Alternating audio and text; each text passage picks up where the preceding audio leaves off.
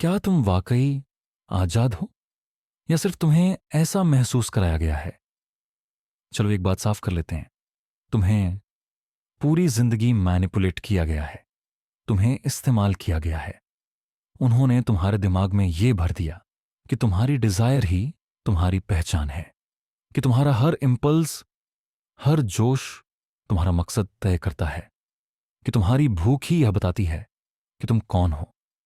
लेकिन मेरी बात ध्यान से सुनो, यह कहानी तुम्हारी नहीं है।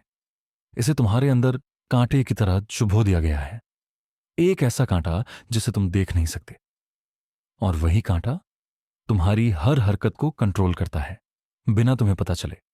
और सबसे बुरी बात, तुमने इसे सच मान लिया है। तुम एक मुस्कुराते हुए गुलाम बन गए हो, एक ऐसा कैदी जो सोचता है कि वो आजाद है, जबकि असलियत इससे बिल्कुल उलट है।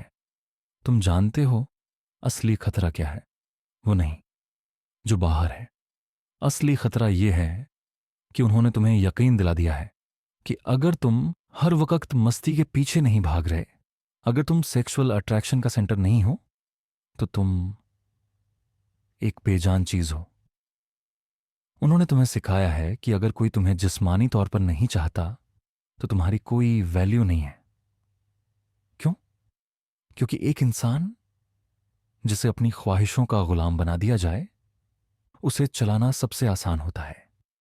जब तक तुम वैलिडेशन की इस तलाश में लगे रहोगे, तुम अपने अंदर की काबिलियत से दूर होते जाओगे।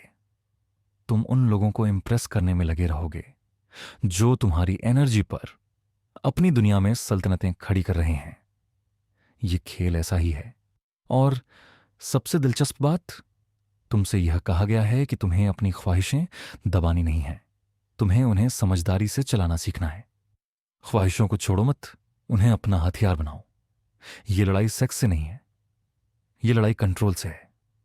ये मास्टरी की बात है, अपनी एनर्जी को सिर्फ बहा देने के बजाय उसे एक दिशा देने की ताकत।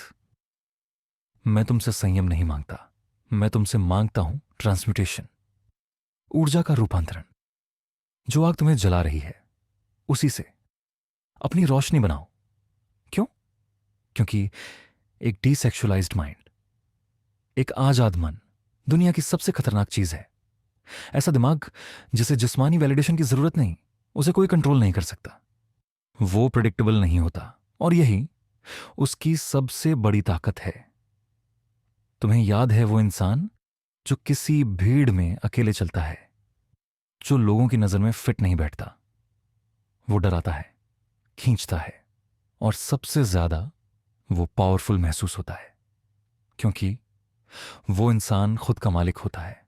अब सोचो, कितनी बार तुमने वो काम नहीं किया जो तुम्हें करना था, सिर्फ इसलिए कि डर था लोग क्या कहेंगे?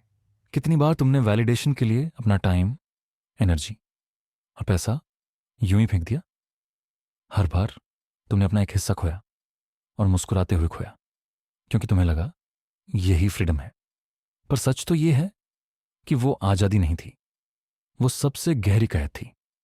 पर ध्यान दो, एक डीसेक्सुअलाइज्ड माइंड का मतलब ठंडा मन नहीं है। वो दिल है जो जलता है पर राख नहीं बनता।